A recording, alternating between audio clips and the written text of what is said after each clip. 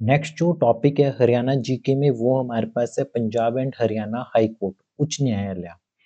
तो यहाँ से भी आपके पास बेसिक क्वेश्चंस पूछे जा सकते हैं Punjab and Haryana High court. तो यहाँ से कुछ बेसिक फैक्ट्स है जो आपको पता होने चाहिए। सबसे पहली चीज है कि संविधान के भाग 6 में कॉन्स्टिट्यूशन का जो पार्ट 6 है आपके पास, कॉन्स्टिट्यूशन के पार्ट 6 में आर्टिकल 214 से 231 तक हाई कोर्ट का वर्णन है। सारे के सारे आर्टिकल्स हाई कोर्ट के आपके पार्ट 6 में गिवन है।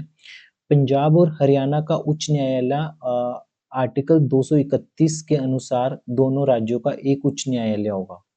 तो पंजाब और हरियाणा दोनों का ही एक ही हाई कोर्ट है। कौन से आर्टिकल के तहत है? 231। ठीक है, 231। ये दोनों मिलके साथ रहेंगे। ठीक है। पंजाब और हरियाणा हाई कोर्ट की जो स्थापना थी वो कब की गई थी? 21 मार्च 1919 में की गई थी लाहौर में। तो 21 मार्च 1919 को लाहौर में की गई थी। तो आप नेशनल जीके के 1919 में कौन से मेजर इवेंट्स हुए थे वो भी रिकॉल कर सकते हो। उसके बाद पंजाब और हरियाणा उच्च न्यायालय की स्थापना पंजाब सरकार अधिनियम के तहत हुई। सबसे पहले इसे लाहौर उच्च न्यायालय के नाम से जाना जाता था। बड़ी इंपॉर्टेंट चीज है। Punjab and Haryana High court को पहले कैसे जानते थे? लाहौर उच्च न्यायालय के नाम से जानते थे। जो प्रथम न्यायाधीश थे, दो मतलब कि प्रथम भारतीय न्यायाधीश जो पहले जज थे वो कौन से थे? सर शादी लाल। बड़ा इंपॉर्टेंट क्वेश्चन है ये, पेपर्स में बहुत बार पूछा गया है। इंडिपेंडेंस के बाद पंजाब और हरियाणा हाई कोर्ट की स्थापना शिमला में कर दी गई 15 अगस्त 1947 को।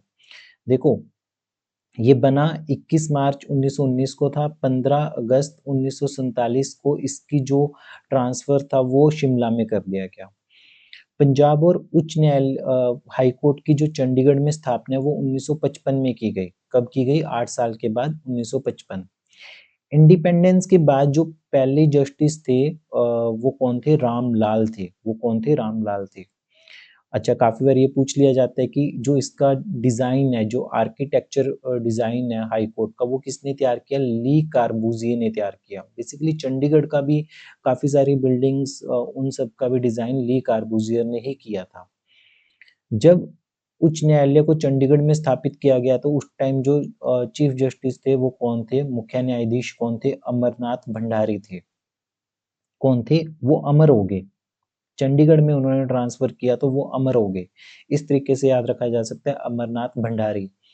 स्वतंत्रता के समय मेन चीफ जस्टिस आपके पास कौन थे? मुख्य न्यायाधीश चीफ जस्टिस रामलाल। तो 1947 में जब इंडिपेंडेंस हुई तो चीफ जस्टिस कौन थे? रामलाल। ठीक है। वर्तमान में मुख्य न्यायाधीश ये चेंज होता रहता है, ये आपको ध्यान में रखना पड़ेगा। आज के टाइम पे अगर मैं जनवरी 2026 की बात करूं, जनवरी 2026 की बात करूं तो इस टाइम पे है जस्टिस शील नागू, वो चीफ जस्टिस है। ठीक है। इनके बारे में अगर थोड़ा पढ़ना है तो आप पढ़ सकते हो। इन्होंने as a advocate High Court of Madhya Pradesh में काम किए हैं। फिर वो एडिशनल जज of High Court Madhya Pradesh में अपॉइंट हुए थे। ठीक है। और his lordship take oath as chief justice of Punjab and Haryana High Court on 2024। तो 9 जुलाई 2024 को इन्होंने चीफ जस्टिस, मुख्य न्यायाधीश of Punjab and Haryana High court की शपथ ली। जब हरियाणा बना तब कौन थे चीफ जस्टिस? मेहर सिंह थे। ठीक है। वर्तमान वाला तो चलो ये चेंज होता रहता है, ये आपने ध्यान में रखना है। सबसे लंबे कार्यकाल वाले मुख्य न्यायाधीश कौन थे? तो सबसे लंबे कार्यकाल, जिनका सबसे लंबा टेन्योर था वो चीफ जस्टिस कौन है? अमरनाथ भंडारी। और सबसे छोटे वाले देवी सिंह तेवतिया। देवी सिंह तेवतिया। थोड़ा याद रख सकते हो कि तेवर गरम थे तो तेवतिया, तो इसलिए सबसे छोटा कार्यकाल। जब संविधान लागू हुआ तो उस दिन चीफ जस्टिस कौन थे? Eric Weston. सब चीजें कवर होगी देखो। जब इंडिया आजाद हुआ 1947 में तब कौन थे? जब हरियाणा बना 1966 में तब कौन थे चीफ जस्टिस? जब 26 जनवरी 1950 को मतलब इंडिया संविधान लागू हुआ तब चीफ जस्टिस कौन थे? मैक्सिमम टेन्योर किसका था? मिनिमम टेन्योर किसका था? तो आपको सब चीजें पता होनी चाहिए। हरियाणा के राज्यपाल गवर्नर भी बना और चीफ जस्टिस भी बना, दोनों पदों पर रहने वाले व्यक्ति। बहुत इंपॉर्टेंट है ये वाला क्वेश्चन कि वो गवर्नर भी था और चीफ जस्टिस भी था। तो रणजीत सिंह नरूला, ठीक है, और आपके पास है सुरजीत सिंह संधवालिया। ये दो नाम है, ये दो नाम, सुरजीत सिंह संधवालिया, ये दूसरा नाम है, बड़ा इंपॉर्टेंट है। तो जीत जीत दोनों में आ रहा है, रंजीत सुरजीत। हरियाणा के एकमात्र मुख्य न्यायाधीश जिसको हटाने के लिए महाभियोग जैसी प्रक्रिया चली, वीर स्वामी रामास्वामी। यह प्रक्रिया पूरी नहीं हो सकी।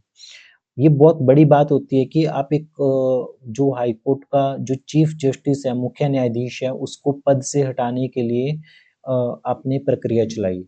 तो जैसे राम को हटाने के लिए गद्दी से, राजगद्दी से हटाने के लिए प्रक्रिया चली थी, वैसे आप याद रख सकते हो कि रामास्वामी, रामास्वामी वो नाम है जिसको पद से हटाने के लिए महाभियोग जैसी प्रक्रिया चली। पंजाब और हरियाणा के चीफ जस्टिस जो दिल्ली हाई कोर्ट में मुख्य न्यायाधीश रह चुके हैं, रंजन गोगोई, तीर्थ सिंह ठाकुर। ये दो नाम भी थोड़े आइडिया रख सकते हो। हरियाणा की प्रथम कचहरी 1919 में बनी, झज्जर में बनी। पृथ्वीराज चौहान की कचहरी को तोशाम की बरादरी के नाम से भी जानते हैं। हरियाणा का जो प्रथम एडवोकेट जनरल है वो बाबू आनंद स्वरूप था। देखो, हरियाणा का पहला एडवोकेट जनरल बनने के बाद बंदा आनंद में रहेगा, ठीक है, तो बाबू आनंद स्वरूप। वर्तमान में जो है वो चेंज होता रहता है, ये आपको देखना पड़ेगा कौन है। हरियाणा और पंजाब हाई कोर्ट में जो जस्टिस है उसकी कितने नंबर है, 58 है, और कुल सैंक्शनड पोस्ट कितनी है, 85 है, ठीक है, और वर्तमान में कुल कितने जज है, 59 है। तो ये थोड़े से फैक्ट आपको टाइमली आपको ये चीज ध्यान में रखनी पड़ेगी।